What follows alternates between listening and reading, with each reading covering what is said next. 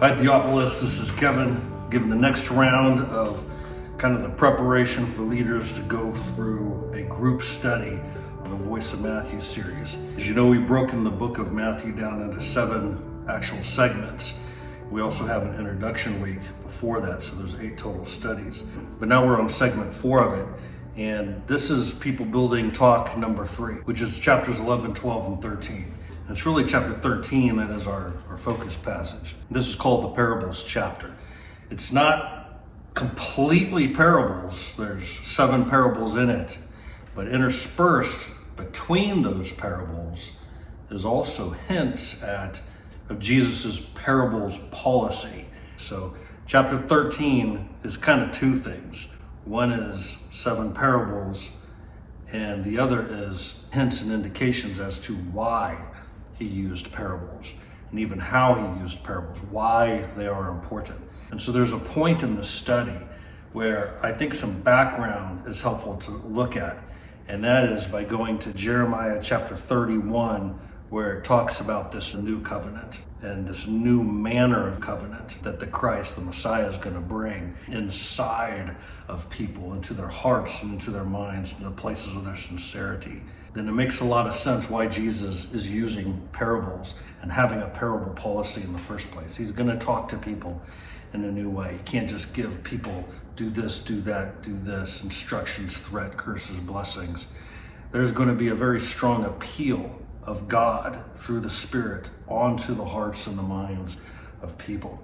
And so I think that looking at Jeremiah 31, the new covenant that we enjoy now, says a lot as to why Jesus focused so much on parables. We're going to see in the study that it was also prophesied elsewhere in Psalm 78 that the Messiah who would come, we're looking forward to the Messiah, that he was going to be someone who spoke in parables and talked strange to people. There's verses in Isaiah that refer to that too, and that it's almost like God's messenger is going to talk to people in a way that it's going to hit some people's target and it's going to not hit other people's target.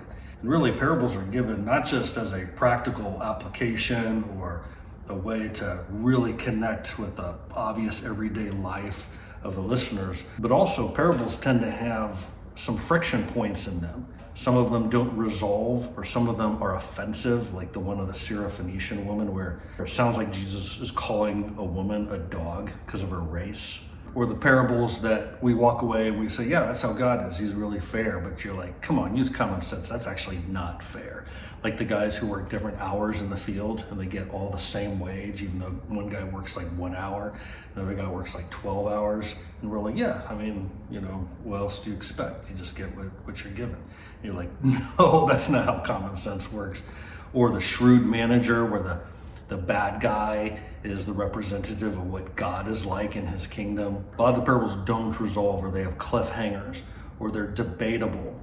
And it's almost like they're put into people as a haunting, that they want to continue the parable when they get home or on their long walk home, or someone says, tell me about that controversy parable. And then you got people talking about it and hashing it out. It's like the gift that keeps on giving. And so that's just kind of the background or the cultural feel that I'm trying to come at with the organization of this study on the parables. So in the study, we're looking at chapter 13, and on the back where we have the focused portion, I've got chapter 13. You can see the parables are listed 1, 2, 3, 4, 5, 6, 7, and here are the spots where there are indications of Jesus's parable policy.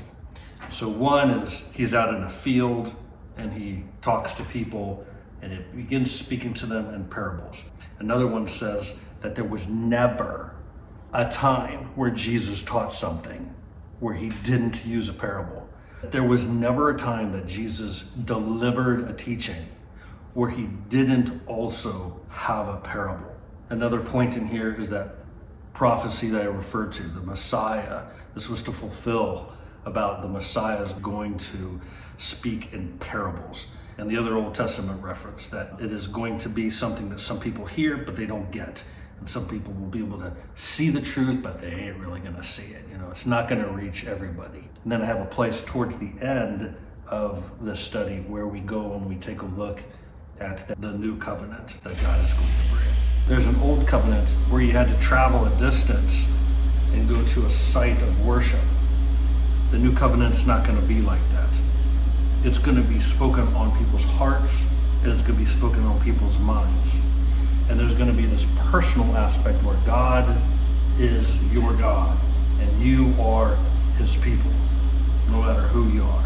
And there's an interesting condition in there where it says, and no one will teach each other, their neighbor or their fellow citizen, to know the Lord, because everyone for his own self will know the Lord. No one is going to be able to know the Lord on your behalf or on anyone else's behalf. It's going to go deep and it's going to go personal to each and every individual. So in the study, I have one of the action steps where we go and we read that, and then a prompting question that asks, what do you think the purpose is that he sees, or the advantage he sees of using them in order to get to people in a new way? I do have a graphic in here just on the side to see if anyone notices it. A parable literally is a story thrown alongside. It's a parabole. It's a story thrown alongside of what you're really saying to somebody. But in mathematics, some people might remember what a parabola is. And it's kind of arched, throw for the ball to get to some place that it couldn't get there because of the forces of gravity. So you have to throw a different arch. Okay, that's that. Really enjoying hearing your update with your crew that you're discipling and working with. And I look forward to hearing the report back on it. Catch you later, bro. Peace.